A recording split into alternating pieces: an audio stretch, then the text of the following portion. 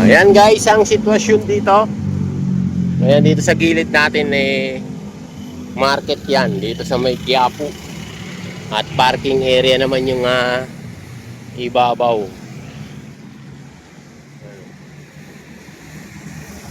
Parking area. Nagala muna tayo dito sa Quiapo ngayong Sunday. Ingat-ingat pa lahat yan. Palengke yan guys, yung nasa baba. Palengke ng Quiapo. Muna tayo dito. Maggala muna tayo dito. Dito tayo sa may tulay. Ayan. Tayo ng simbahan ng Quiapo. Maraming activity dito pagka Sunday. Dito sa Quiapo guys. May tubig.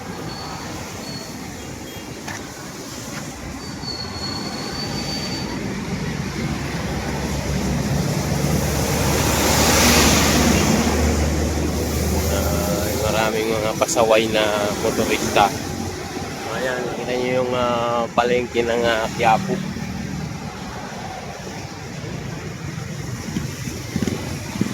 Baba tayo dyan, no, kaya? Baba tayo dyan sa palengke ng Quiapo. Dito sa Quiapo, magandang maglakad-lakad dito. Kaya maraming tarantado dito. Pagka bago ka dito sa kanila, yari ka. Maraming gunggong dito sa Quiapo. Kaya kung pupunta kayo dito at mga baguhan kayo, ingat kayo dito sa Quiapo. Maraming lupit dito. Kagaya ng ating Pangulo BBM Lupin.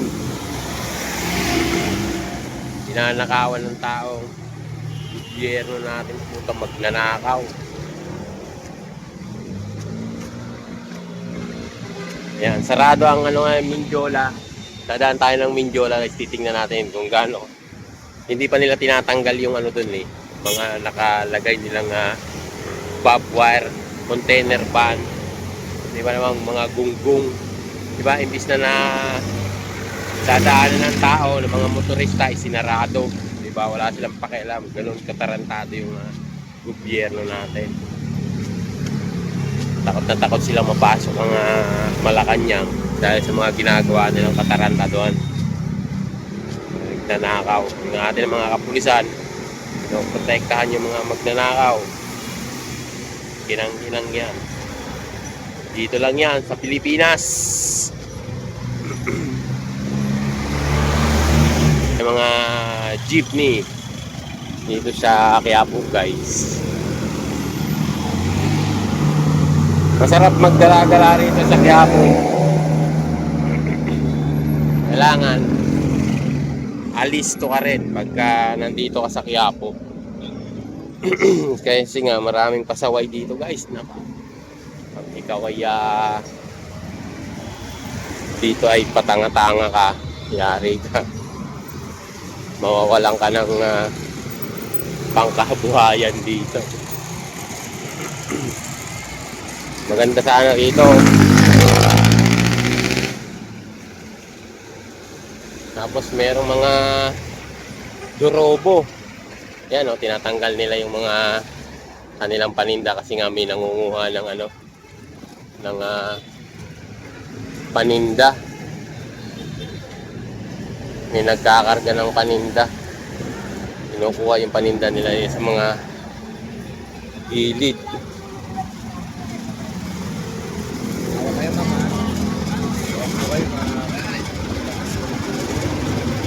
May nangunguha ng mga sasakay ng paninda dito guys.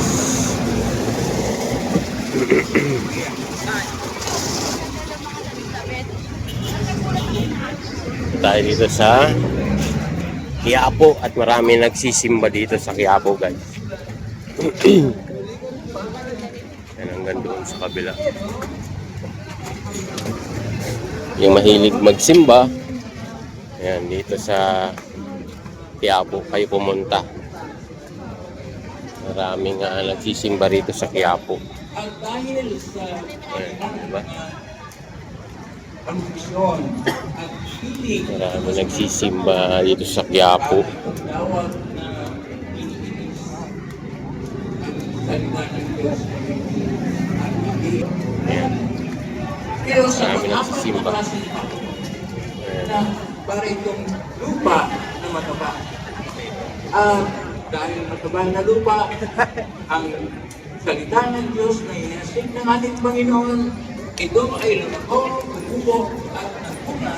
Marami rin mga nagtitinda. Mga Santo Niñong gala daw. O kasi nga, tinitinda nila kaya gala rin ang gala.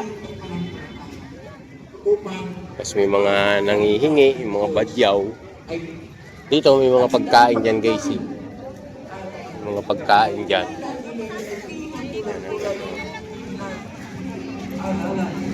At kung paano ito isa buhay at kung paano pa ang kanyang buhay magiging masagana sapagkat sila ay nagbalik sa Diyos sa nila pong ginawa ang paraan at hindi nila ng bisyo sa buhay ay nagkaroon sila ng ugaling mabuti at gumagawa ng kabutihan. Yun lang, yung ibang pare na hindi gumagawa ng kabutihan, sira ulo.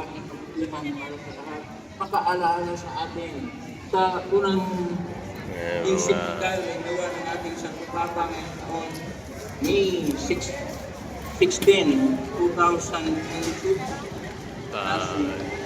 Pope Leo XIV. Maraming ano dito yung nagtitinda guys. Gala tayo dito sa may Quiapo.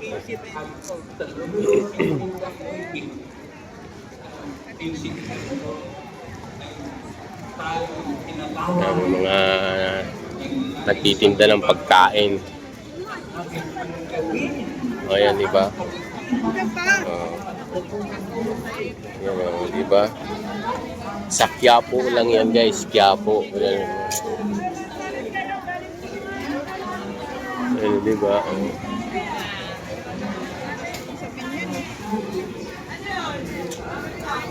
Mga prutas, sinyelas, mga pagkain dito sa Quiapo, mga native na pagkain.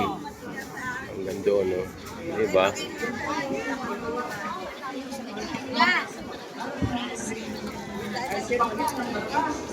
Tapos may mga seafoods. Ayan, no? Tapos pagkain.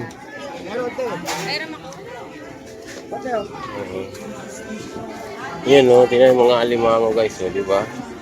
Mga sariwa. Gusto nyo ng mga prutas. Hanggang doon yan sa dulo.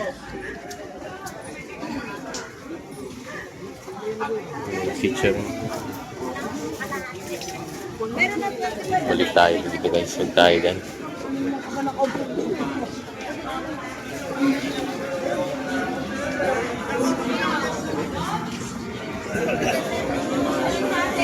Mga seafoods. Diba? Mga hipon. Sa Quiapo, may mga prutas na sariwa, santol. Diba? Ayan, mga suman.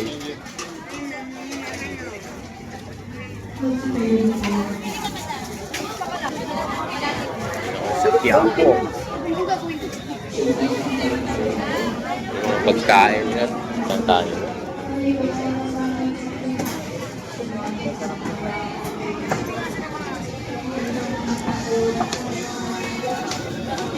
Ano dyan, may sounds. Mga tulungan. 80 PCC. 100 siomay, 50 siomay.